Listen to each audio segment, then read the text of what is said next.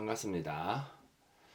자, 오늘부터는 중세 예술로 들어가 보도록 합시다. 보통 미술사를 할 때는 제일 재미없는 파트가 사실 그리스예요. 또 제일 중요하기도 해요. 왜냐면 그리스만 잘 이해하면 그 다음부터는 뭐 딱히 볼 게 없다 싶을 정도로 그게 제일 중요하거든요. 자, 그런데 이제 중세로 넘어오게 되면은 좀 볼 게 많아요. 여러분들이 만약에 유럽이나 그런 데를 가본다면은 아주 유명한 미술관에 많이 가보기도 하겠지만은 그게 아니라 좀 오래된 뭐 건물이나 그런 것들은 대부분 다 중세에 많이 지어진 뭐 교회나 뭐 성곽이나 그런 게 많을 거 아니에요. 그죠? 그런 것들하고 또 연관이 많이 되어 있기 때문에 요 파트를 할 때는 우리가 이제 구글을 좀 적극적으로 활용을 할 거예요. 구글어스에 가보면은 거기도 로드뷰가 있거든요. 제가 로드뷰로 세계 여행을 한 사람이라 취미생활이 그것 중에 하나예요. 취미생활 중에 하나가 로드뷰로 그냥 구글 로드뷰로 온 세계에 돌아다니는 게 제 취미생활 중에 하나예요. 하도 많이 돌아다녀가지고 파리 같은 경우는 뭐 모르는 길이 없을 정도야. 미쳤죠 제가. 자, 아무튼 그런 것들을 잘 활용해 보도록 합시다. 어떤 게 어떤 식으로 있는지. 자, 일단은 우리가 중세 예술을 하려면은 먼저 로마부터 살짝 다뤄야 되는데, 로마 같은 경우에는 뭐 특별하게 뭐 자세하게 말할 건 없어요, 사실. 왜냐면은 로마는 그리스의 조각품들을 거진 다 복제한 것들이 많거든요.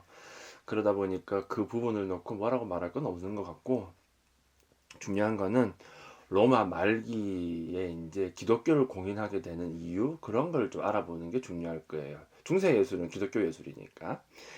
자, 그러려면 먼저 영화를 하나 보시면 좋은데, 옛날 영화죠. 그 글래디에이터라고 하는 영화 아시는 분 아실 거예요. 그 러셀 크로우 나오는 거. 딱 그 영화의 그 시기부터 이야기가 시작이 됩니다. 거기에 보면은 늙은 황제가 한 명 나와요. 영화를 보면. 그 사람의 이름이 마르쿠스 아울렐리우스라는 사람이죠. 마르쿠스 아울렐리우스. 로마의 5현제 중에 한 명이에요. 그러니까 5명의 현제가 연속해서 나오던 시절이 있었는데 그때가 이제 정말 짱짱하게 잘 나가던 시절이었죠. 자, 보통 왕이 연속으로 5명이 막 세종 같은 사람이 나오기는 어렵죠. 불가능해요. 어디서 어떤 놈이 또라이가 나올지 알 수가 없잖아. 근데 이게 왜 가능했느냐면은 자식한테 물려주지 않았기 때문에 그래요. 자식한테 물려주지 않고 그 당대의 제일 현명한 자, 그 사람한테 물려주는 구조였었죠. 그래서 영화 속에서는 이제 그 러셀 크로우 그쪽 이름이 뭐더라? 아무튼 걔가 이제 원래 다음에 황제가 되어야 할 애였던 거죠. 자, 5현대 중에서 제일 뛰어난 자가 누구냐? 역시 마르쿠스 아울렐리우스예요. 자, 그런데 이 사람이 정말 정말 정말 뛰어난 황제였지만 딱 하나를 이해하지 못했으니 그게 뭐냐? 자기 아들이야. 자기 아들이 얼마나 개또라이인지를 몰랐던 거죠. 그러니까 이 사람은 자기 아들한테다가 황제를 물려주게 됩니다. 왜 그랬을까요? 뭐 왕권 강화 뭐 그런 이유도 있을 거고 뭐 아무튼 뭐. 자, 여기서부터 이제 완전 망하는 거예요. 그러니까 아무래도 똑똑한 사람이라 하더라도 자기 자식은 제대로 볼 수 없구나 뭐 그런 생각이 좀 들기도 하네요. 자, 마르쿠스 아울렐리우스 같은 경우에는 로마에 가보면은 이 사람을 기념하는 기념탑이라고 해야 되나? 그런 게 있는데 정확히는 원주라고 이야기를 해요. 그 피아차 콜로나에 가면은 이제 중간에 딱 세워져 있죠. 보시다시피 이제 동그란 탑인데 이 탑 전체를 빙빙 돌려가면서 이 사람의 업적들이 새겨져 있어요. 뭐 제일 잘한 거는 역시 전쟁이에요. 게르만과의 전쟁을 승리로 굉장히 많이 이끌어가지고 그러한 것들을 이제 황제의 업적 같은 것들을 이 탑에다가 많이 새겨놨죠. 로마에 가보신 분들 아마 이거 보신 분도 계실 텐데 웬간해서는 안 보죠. 굳이 이거 보러 갈 이유는 없으니까 아마 버스 타고 아마 그러니까 뭐 패키지 같은 걸로 간다면은 버스 코스를 굳이 요 앞으로 잡을 수는 있을 것 같기는 하네요. 자, 아무튼 이 원주가 모든 황제를 다 세워주는 건 아니고 몇몇 사람들만 세워주거든요. 그 파리에 가보면은 나폴레옹 기념탑 그 이름 뭐더라? 아무튼 그것도 하나 있는데 그게 이제 이 로마 황제의 이 원주를 갖다가 본따서 만들었다. 요렇게 이해하시면 돼요. 그러니까 자기도 로마의 황제 같은 사람이다라고 생각을 하는 거죠. 그러다가 나 한참 뒤에 그게 약 한번 철거되기도 해요. 그 크루베에 의해서. 자, 그러다가 다시 또 세우게 되죠. 자, 아무튼 자, 마르쿠스 아울렐리우스의 아들은 코모두스예요. 역시 영화 속에 나오죠. 그렇게 우리 러셀 크로우를 싫어하는 그 양반이죠. 완전 페루나에다가 어찌나 통치를 잔인하게 했는지 완전 나라를 엉망진창으로 만들어 버렸죠. 자, 뭐든지 간에 세우는 건 어렵지만 망하는 건 정말 한순간이다라는 거 경험해 보신 분은 알죠. 저도 요즘 많이 느끼고 있거든요. 아무튼 자, 그래서 12년 만에 이제 이 사람이 죽임을 당하게 돼요. 교살당했다라고 하죠. 그런 다음부터 로마는 내전으로 빠집니다. 235년부터 200 84년까지 다 못 외워놔도 4년까지 이제 내전이 일어나게 되고 그 사이에 26명의 황제가 등장하게 되죠. 한마디로 얘기해서 개판이야. 50년 정도 내전을 했고 26명이면 평균 2년이네. 그죠? 아마 더 짧은 사람도 있었을 거고 엉망진창이 되는 거죠. 자, 이렇게 내전이 일어나게 되면은 제일 먼저 무너지는 게 뭐냐면 경제 상황이 무너지게 되죠. 자, 요즘 커피를 너무 많이 먹어가지고 집에 있으니까 커피를 정말 어마어마하게 많이 먹어요. 그래가지고 커피 값이 많이 드는 것 같아요. Anyway. 자, 내전이 이제 계속해서 일어나게 되면은 경제가 무너지게 되는데 로마 같은 경우에는 경제가 무너지는 그 근간이 되게 좀 독특해요. 자, 왜 무너지느냐? 로마 경제의 기본 틀을 한번 이해해 보자면은 로마가 왜 나오냐? 노예를 통해서 돌아가는 경제 시스템이라고 보시면 돼요. 그러니까 로마 시민들은 옛날부터 이제 조그마한 나라이던 시절부터 이제 시민은 사람들일 텐데 그 사람들은 일을 하지 않아요. 그냥 뭐 한 입 먹고 뱉고 뭐 그렇게 뭐 편안하게 놀고 있는 그런 사람들이죠. 시민이니까. 그러면 주로 경제 활동은 누가 많이 하느냐? 그러니까 정확하게 말하자면 생산 활동이 되겠죠. 뭐 농사를 짓는다거나 뭐 건축물을 짓는다거나 뭐 다양한 생산 활동 같은 거 말이죠. 그거를 하는 애들이 노예인 거예요. 그러니까 전쟁을 해서 노예를 잡아와서 수급을 한 다음에 그네들을 통해서 돌리는 그러한 형태인데 내전을 해버리게 되니까 노예 수급이 안 되는 그런 문제가 생기게 되죠. 게다가 또 내전이 50년 동안 이어지게 되니 말이 좋아 50년이지 한번 생각해 봅시다. 우리나라로 치면은 1950년대부터 2000년까지 계속 전쟁했다고 한번 생각해 보라고요. 어떻게 생겼어요 나라가? 뭐 말도 못하지 뭐 소말리아 꼴 나는 거죠 뭐. 자, 아무튼 그러다 보니 이건 뭐 답도 없고 노예도 뭐 다 죽어나가고 뭐 엉망인 거죠. 자, 그렇게 해서 이제 경제 전반이 무너지게 돼요. 알겠죠? 자, 그러면 이러한 상황을 갖다가 어떤 식으로 다시 뭐 세울 수 있을 것인가? 이게 중요해지겠죠. 일단 너무 분열이 심하기 때문에 좀 더 강력한 어떤 중앙 집권적인 그런 측면이 되게 필요했던 것 같아요.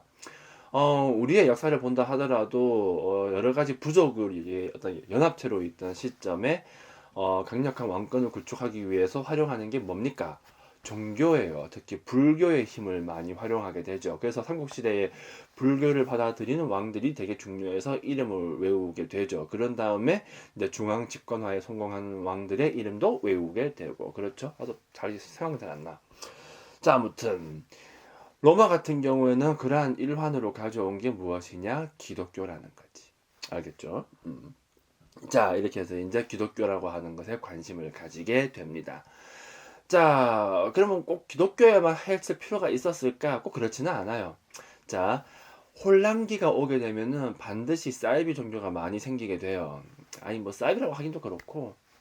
그러니까 다양한 형태의 종교가 많이 생기게 되는데, 특징은 뭐냐면, 구원을 약속하는 종교가 많이 생기게 되죠. 굉장히 많았어요. 그리고 기독교도 그냥 그 중에 하나죠. 구원을 약속하는 거니까. 근데 그 많고 많은 종교 중에서 왜 하필 기독교를 선택했냐는 거지. 그게 좀 흥미로운 부분이기도 하죠. 만약에 로마인들이 다른 종교를 선택했다라고 한다면은 우리는 지금 기독교를 믿지 않고 아마 그 종교를 믿고 있을 거란 말이에요. 자, 그럼 어떤 이유 때문인 것인가? 사실 뭐 철학적인 맥락도 좀 영향이 있기도 하고, 또 기독교가 가지고 있는 그 일신교의 측면이 또 아마 좀 큰 영향을 가져오지 않았을까 싶기도 해요.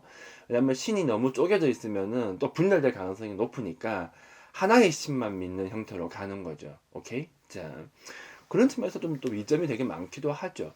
그리고 두 번째로 제 더 큰 이유는 이 기독교의 기본적인 교리와 그리스의 철학이 맞붙기가 되게 쉬워요.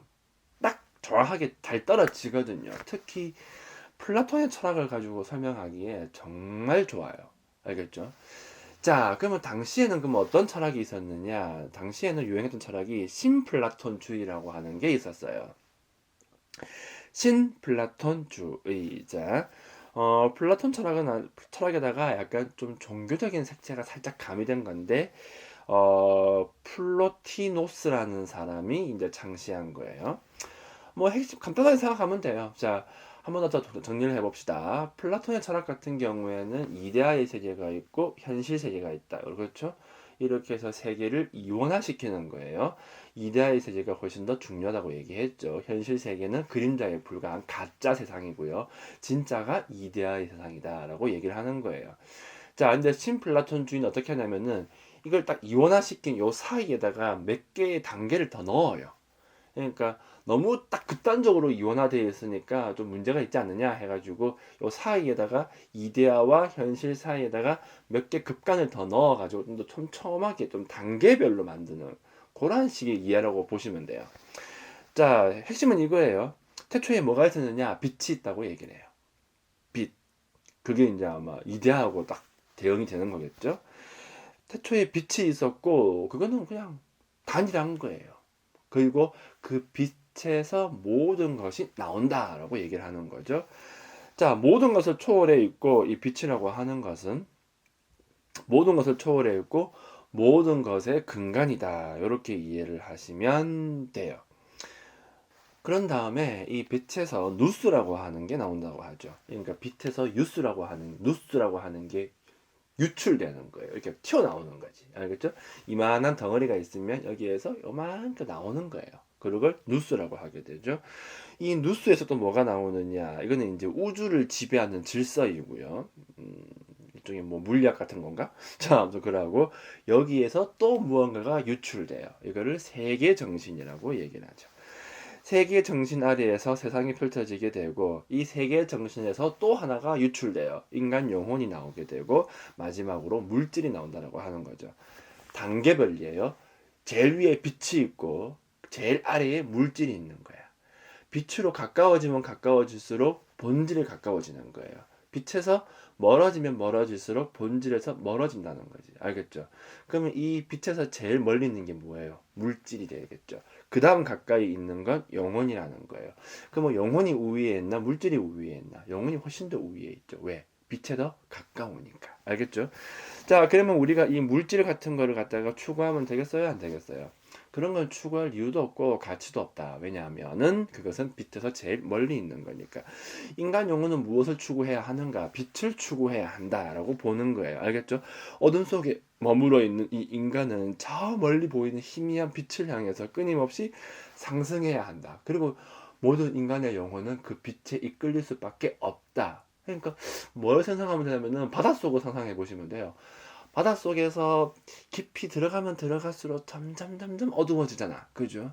그러다가 위를 보게 되면 저 멀리 아스라이 빛이 있는 거야. 그곳에 인간의 영혼이 머물러 있는 거예요. 더 깊이 어두운 곳에는 물질이 있는 거지. 자, 어디로 갈 것이냐? 인간은 어디로 끌릴 것이냐? 저 위에 아스라이 보이는 저 빛을 향해서 끌릴 것인가? 아래에 있는 저 깊은 심연 어둠으로 끌릴 것인가? 인간은 무조건 빛을 향해서 끌릴 수밖에 없다라고 보는 거죠. 알겠죠? 그래서 인간은 영혼을 정화해서 빛을 향해서 끊임없이 상승하고자 하는 욕망이 있다. 그리고 그 빛과 하나가 되는 순간이 온다면 우리는 영원히 구원받을 수 있다라고 생각하는 거. 그게 신플라톤주의예요. 알겠죠? 약간 좀 종교적인 색채가 좀 강하죠. 자, 이거랑 이 유대교가 기독교가 너무 잘 맞아 떨어진다는 거지. 알겠죠? 그래서 좀 선택된 그런 경향도 좀 크긴 해요. 자, 그러면은 로마가 기독교를 선택하기 전에, 그 전에는 그러면 기독교는 어떠했을까? 그냥 로마 입장에서는 수많은 종교 중에 하나예요. 다신교 사회잖아요, 로마는. 그죠? 그리고 또 다양한 곳을, 넓은 곳을 지배하고 있는 나라이다 보니까 뭐라고 해야 될까? 다양한 종교들을 갖다가 특별히 해가지고 그냥 뭐 관심 없고 그냥 뭐 냅둔다라고 보는 게 더 맞을 거예요. 애시당초에 로마인들이 믿었던 종교도 그리스의 신화를 이름만 바꿔가지고 그대로 가져오는 거거든요. 뭐 예를 들면 아르테미스가 뭐 비너스로 이름이 바뀌고 뭐 이런 식이 되는 거죠. 자, 기독교는 그중 하나였는데 우리가 흔히 알고 있는 바로는 로마가 기독교를 엄청나게 박해했다 뭐 이렇게 많이 알려져 있잖아요. 사실 그건 뭐 맞는 말이기도 한데 또 틀린 말이기도 해요. 그러니까 로마의 전 역사를 놓고 항상 기독교를 탄압했다? 그건 아니에요. 그럴 이유도 없고 그럴 이유가 없죠. 왜냐면은 로마 입장에서는 별거 아닌 그냥 한 지역의 그냥 지역 종교에 불과해요, 사실. 뭐 순간순간 이제 좀 탄압했던 황제들이 나오기는 했는데 시종일관 탄압했다? 그렇게 보기는 좀 어렵죠, 사실. 자, 이 부분에 대한 오해를 좀 걷어냅시다. 자, 하지만은 박해가 분명 있었던 시기도 있어요. 분명히. 그 시기에 이제 기독교인들이 이제 카타콤베를 파게 되죠. 지하 무덤을 파가지고 그 시기에 거기 숨어 들어가서 이제 지내는 거예요. 일단은 나를 죽이려고 달려드니까 또 도망을 가야 될 거 아닌가. 그러니까 카타콤베에서 이제 숨어가지고 구원을 꿈꾸면서 벽화 같은 거를 그리게 되죠. 그거를 보고 카타콤 벽화라고 이야기를 해요. 초기 기독교 미술인데 주로 뭐 벽이나 천장이나 이런 데 그렸어요. 지하 무덤에 파고 들어가가지고, 그 지하 무덤에 판 게 아니고 일종의 동굴 같은 거예요. 그러니까 옛날에 뭐 용암 밑이 나간 흔적이라고 해야 되나? 뭐 그런 거 같더라고요. 그런 걸 갖다가 조금 다듬어 가지고 쓴 거죠. 자, 거기에 숨어 들어가 가지고 이제 뭐 신을 향한 찬양과 뭐 구원에 대한 믿음 그런 것들을 이제 새겨 놓은 거예요. 위에 땅 위에서는 나를 이제 탄압하게 되니까. 자, 그러다 보니까 이제 그림이 막 화려하고 그러진 않아요. 아직까지 공인되기 전이기 때문에 좀 소탈하고 뭐 그림 그리는 기술도 잘 없고 굉장히 좀 서민적이죠. 아무래도 좀 가난한 사람들이 많았고 뭐 많이 배우지도 못했고 그러다 보니까 저러한 형태의 그림들이 많이 나올 수밖에 없었겠죠. 자, 그리고 또 믿음과 구원에 대한 생각이 굉장히 강하기 때문에 그림 자체를 갖다가 굉장히 좀 사실적으로 그려질 이유도 없어요. 자세하게 그릴 이유가 없죠. 또 한 가지 이유는 그림을 못 배운 사람들이 카타콤베에 숨어들어서 배워 그림을 그렸기 때문에 그렇게 잘 그릴 수도 아마 없었을 겁니다. 또 그리고 또 환경이 또 너무 열악하기도 하죠. 벽이 평평한 것도 아니고 울퉁불퉁한 벽에다가 새긴 거다 보니까 그래서 사실상은 거의 뭐 무시됐다라고 봐도 무방할 정도죠. 자, 그러다가 콘스탄티누스 황제가 313년에 밀라노 칙령으로 기독교를 승인하게 되죠. 이때 이제 되게 재밌는 이야기가 하나가 있어요. 자, 황제가 312년에 막센티우스라는 놈이랑 이제 싸움하려고, 이제 반란군이죠. 싸움하려고 진군을 하게 되는데, 그때 꿈을 꿨다라고 얘기를 해요. 꿈속에서 천사가 나와가지고 황제한테 위를 보라고 하죠. 하늘을 보라고 얘기를 하죠. 하늘을 보니까 밤하늘에 이 십자가가 밝게 빛나면서 걸려 있는 거예요. 그래서 천사가 얘기해요. 당신이 이것을 들고 가면은 승리할 것이요. 라고 말을 하는 거예요. 그래서 황제가 그거를 들고 가서 깃발로 세워서 전쟁에서 이겼다라고 얘기하게 되죠. 그러면 진짜 십자가를 가져갔을까? 그건 아니고, 이제, 그, 초기 기독교의 문양을 보게 되면은 P하고 X가 겹쳐져 있는 문양이 되게 많아요. 제가 좀 이따 또 보여드릴 건데, 그거를 이제 걸어서 가져가게 되죠. P와 X가 겹쳐져 있는 거는 이제 예수님을 상징하는 어떤 기호물이라고 이해하시면 돼요.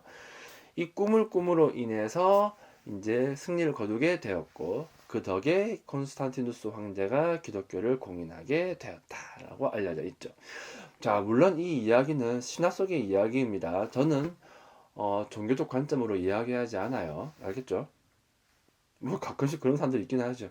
내가 뭐 종교적 관점으로 이야기하지 않는다고 해가지고 내가 뭐 특정 종교를 뭐 비난한다, 비하한다 그런 말을 많이 하는데 뭐 말도 안 되는 소리를 하고 있는 거죠. 자, 아무튼 그럼 이 황제가 기독교를 공인한 진짜 이유는 무엇이었을까? 아까도 말했다시피 하나밖에 없어요. 로마가 너무 혼란스러웠고 너무 도덕적으로 좀 타락하기도 하고 그 분열이 너무 심했기 때문이에요. 그러다 보니까 어떤 정신적 통일성이 필요했었고 그거를 부여하기 제일 좋은 거는 역시 종교예요. 그리고 또 이 예수님이 이야기하고 다니는 그 말들이 꽤 괜찮거든요. 굉장히 좀 보편성을 가지고 있기도 하고요. 그리고 로마에게 좀 강력한 상징성 같은 걸 부여할 수도 있죠. 종교가 되게 장점이 많아요, 사실. 따지고 보면은. 그러다 보니까 이러한 이야기를 살짝 더해 가지고 어떤 정치적 목적에 의해서 기독교를 공인하게 되죠. 자. 그리고 이 당시에 이러한 것들을 다 그려놓은 그림도 되게 많아요. 자, 아무튼. 자, 그러면 이제 종교를 공인을 했어. 하지만 아직까지는 기독교라고 하는 거는 원시적이에요. 그렇죠? 원시적 종교의 형태란 말이에요. 그러면은 요거를 갖다가 로마인들이 받아들이기 위해서는 좀 더 이성적이고 합리적인 측면이 가미가 돼야 된다는 거예요. 알겠죠? 체계적인 교리가 갖추어져야만이 국가 통치 이념으로 작동할 수 있지 않겠어요? 그죠? 자, 요때 이 교리를 갖다가 체계화시킨 사람들을 교부라고 부르게 되고, 이 교부들이 이제 이 기독교를 갖다가 체계화시키는데 제일 많이 활용한 철학이 신플라톤주의가 되는 거예요. 철학을 가져와서 종교와 맞붙이는 거죠. 알겠죠?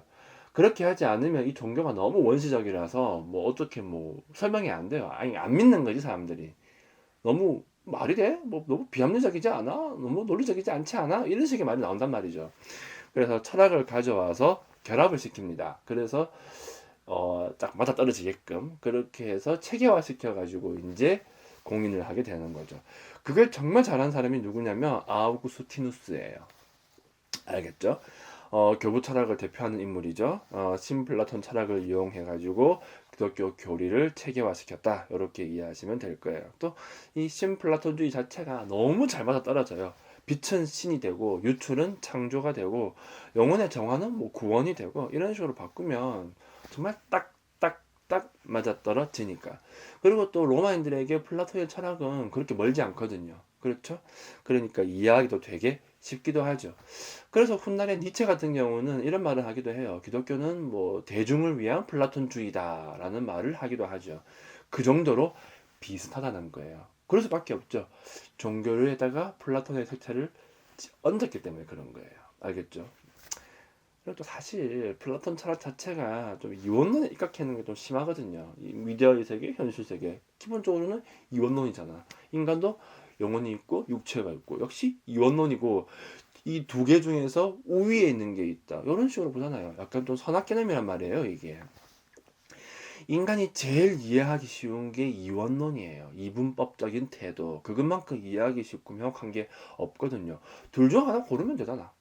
그리고 둘 중 하나가 옳다, 선하다라고 해버리게 되면은 더 쉽게 되는 것이고. 그렇잖아요. 그 방식을 그냥 정확하게 그냥 활용했다라고 보시면 될 거예요. 자, 이렇게 해서 이제 기독교를 갖다가 공인하게 됩니다. 알겠죠? 자, 이때부터 이제 기독교 예술이 시작이 됩니다. 왜냐면은, 자, 봐봐요. 공인을 했어. 그러면 이제 본격적으로 다 믿게 해야 될 거 아니에요, 사람들을. 한번 상상해봐요. 공인했습니다라고 하면은 로마에 있는 전 영토에 있는, 전 유럽에 있는 사람이 네 하고 다 같이 믿었을까? 당연히 그럴 리가 없죠. 그럼 뭘 해야겠어요, 이제부터는? 전도를 해야 되는 거예요. 알겠죠? 대짜고짜 믿으라고 한다고 해서 다 믿는 일은 벌어지지 않아요. 그래서 이제 전도를 하게 되죠. 우리가 보통 말하는 그 성인이라고 하는 사람들이 보면은 좀 전도왕이에요. 잘하죠. 그러면 국가의 입장에서는 일단 로마부터는 이제 확실하게 좀 전도를 시켜야 될 거 아닌가, 그죠? 어떤 식으로 하면 될까? 자, 일단은 뭐 로마 정도는 아마 강제할 수도 있었을 거예요, 그죠? 그러면은 이제 좀 더 교리를 체계화하고, 그다음 필요한 게 뭐냐면은 교회 건물이 필요하겠죠. 이제 국가가 공인을 했으니까 교회 건물을 좀 크게 지을 수도 있을 거야, 그죠? 그래가지고 이제 어떻게 하냐면은 그 교회 건물을 크게 지으려고 이제 건축물을 짓게 되죠. 자, 근데 여기서 문제가 하나 생기게 돼요. 자, 어떤 문제가 있느냐면은 그런 건물이 없다는 거죠. 없어요. 그런 건물이 없다 보니까 옛날에 그 그리스의 신전 같은 거 있죠. 그런 것들은 좀 있었는데 그게 그 대규모의 어떤 예배를 보기에는 좀 적합하지가 않아요. 그 그리스 아테네에 가가지고 현재 그 그리스 신전을 보신 분들은 아시겠지만 기둥이 커다랗게 세워져 있고 그게 그러니까 지금은 지붕이 다 없는 형태니까 마치 열려있는 공간처럼 보이는데 원래 그리스의 신전은요 지붕이 딱 있고요 사방이 다 벽으로 쳐져 있어가지고 내부 공간이 있는 형태예요. 알겠죠? 열린 공간이 아니야. 오해하면 안 돼요. 그러니까 기둥이 이렇게 세워져 있으면 그 뒷면에 벽이 세워져 있죠. 그래서 문을 열고 들어가 있는 내부 구조예요. 그런데 그게 내부 공간이 생각보다 되게 좁아요, 그게. 그래서 대규모의 인원을 이 들어가기에는 좀 적합하지가 않죠. 또 게다가 지금 교회를 많이 지어야 되거든. 갑자기. 근데 죄다 그 석조 건물로 지을까요, 그거? 그 돈이 너무 많이 들어. 그렇게 하면 안 돼. 그렇겠죠.